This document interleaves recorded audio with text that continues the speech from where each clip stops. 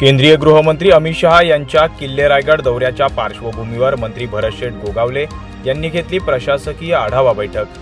जिल्हाधिकारी, जिल्हा पोलीस अधीक्षकांसह सर्व विभागीय प्रमुख अधिकाऱ्यांची उपस्थिती। शिवपुण्यतिथी निमित्ताने केंद्रीय गृहमंत्री अमित शहा यांच्या 12 एप्रिल 2025 रोजी होणाऱ्या किल्ले रायगड दौऱ्याच्या पार्श्वभूमीवर आज शासकीय विश्रामगृह महाड येथे राज्याचे रोजगार हमी खात्याचे कॅबिनेट मंत्री भरतशेठ गोगावले यांच्या प्रमुख उपस्थितीत सर्व प्रमुख विभागांची आढावा बैठक घेण्यात आली। या बैठकीला जिल्हाधिकारी किशन जावळे, जिल्हा पोलीस अधीक्षक सोमनाथ घारगे, महाडचे प्रभारी प्रांताधिकारी राजकुमार सानप, तहसीलदार महेश शितोळे, गटविकास अधिकारी डॉक्टर स्मिता पाटील, प्रमुख अधिकाऱ्यांसह केंद्रीय पुरातत्व विभाग, सार्वजनिक बांधकाम विभाग, जिल्हा परिषद, वन विभाग, महावितरण, पंचायत समिती, पोलीस दल, महसूल विभाग, राज्य परिवहन, पशुवैद्यकीय विभाग, आरटीओ, रायगड रोपवे प्रशासन, आरोग्य विभाग, नगर परिषद प्रशासन, पाणी पुरवठा विभाग यांच्यासह अन्य शासकीय प्रशासकीय विभागांचे प्रमुख प्रतिनिधी या बैठकीला उपस्थित होते।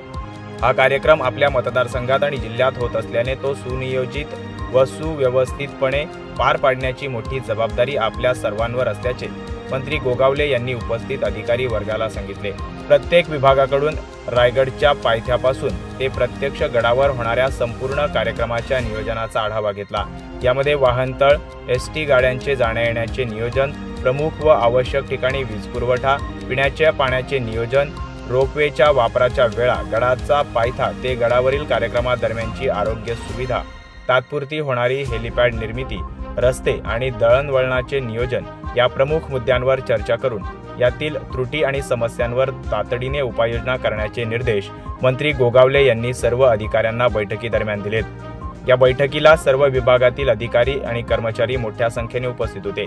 यावेळी मंत्री भरतशेठ गोगावले यांनी माध्यमांशी संवाद साधून या बैठकीची सविस्तर माहिती दिली आहे। Bureau report, first news Marathi, Mahad, Raigad.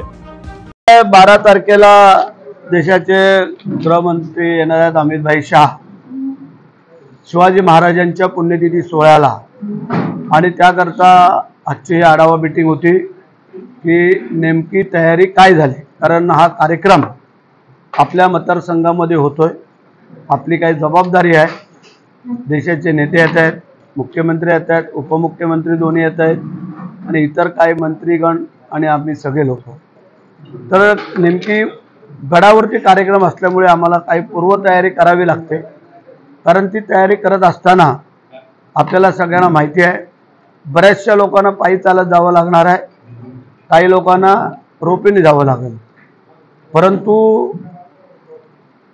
1 तास ते 1.5 तास अगोदर रोपे बंद करावा लागतो ते येण्याच्या अगोदर, आणि मग परत रोपे चालू करावं लागतं। तर अशा परिस्थितीमध्ये येणाऱ्या शिवभक्तांचं पाण्याची व्यवस्था काय, तिथली वॉशरूमची व्यवस्था काय रात्री जर राहणारे असतील त्यांची व्यवस्था काय, आरोग्याची व्यवस्था काय, लाईट इलेक्ट्रिकलची व्यवस्था काय, पाणी, म्हणजे सगळ्या ज्या मूलभूत सोयी सुविधा लागतात त्यांची व्यवस्था आमचे शासन काय नेमकं करतंय, त्यासाठी खरं म्हणजे ही आढावा मीटिंग होती। कलेक्टर, एसपी, सीओ या सगळे मंडळी आले होते, अधिकारी, प्रांत ऑफिस, तहसीलदार आणि विविध खात्याचे सर्व अधिकारी आले होते आणि त्याचा आढावा घेतला।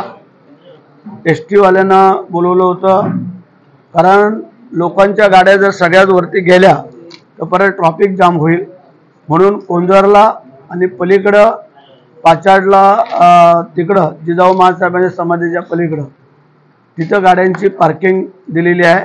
तिथं गाड्यांमधून एसटी मध्ये बसायचं आहे, आपल्या गाड्या तिथं थांबून, आणि मग तिथून वाय पॉइंट जवळ, म्हणजे एक चित्त दरवाजाकडे गेला आणि एक रोपवेकडे गेला, मग तिथं त्यांना सोडून गाड्या परत पार्किंगला येतील। तर असं नियोजन करण्यासाठी आजची ही मीटिंग। या आणि अशा अनेक ताज्या घडामोडींसाठी आजच आपल्या फर्स्ट न्यूज मराठी ह्या चॅनलला लाईक, शेअर आणि सबस्क्राईब करा, तसेच बेल आयकॉनवर क्लिक करा।